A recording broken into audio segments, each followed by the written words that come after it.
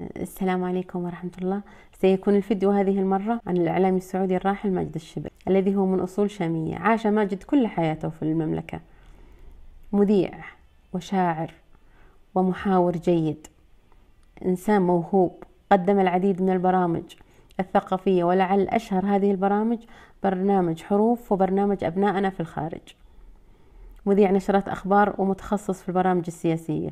طبعا ماجد الشبل رحمه الله غني عن التعريف، وكما قال المثل: المعرف لا يعرف.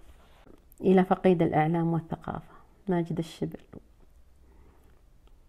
وتعجز القصائد على وصفه، رحلت يا مجد الثقافة وأنسها، أكنت موجودا أم منسيا؟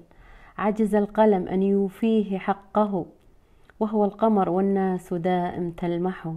يعلم الناس كيف النطق في فن الكلام، كان المعلم وكان الأب والولد.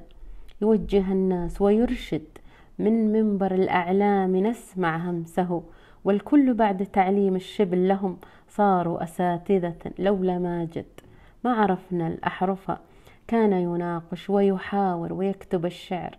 عاش ماجد في زمن عقيم بل عديم الثقافة، حتى البرامج لم تكن ملهمة أو ثرية. زمن بسيط تكثر فيه أسئلة، يا مجد فاض الشعر من مقلتيك، وعرفنا الشهد والعبق، نلمح في عيونه أنين الغربة، يشده الشوق نحو الأرض والوطن. يا غربة لم تدعه مرتاحا، بل حملته حملا فوق طاقته.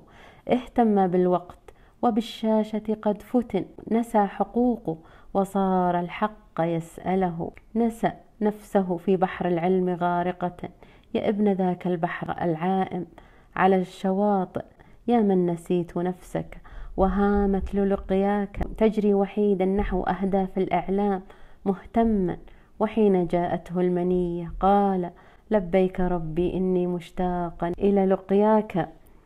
كان المرض قد فتك بجسده الضعيف النحيل، لكن ماجد صبر وتقرب لله بالمرض، ورضي بما قسمه الله له، راجيا رحمة ربه ويطمع في عفوه وغفرانه. جميعنا من عاصرنا ماجد وألفناه وتعودنا عليه، بكيناه وبكاه الوقت والشعر والقلم، ونحن أيضا برحيل المجد تيتمنا.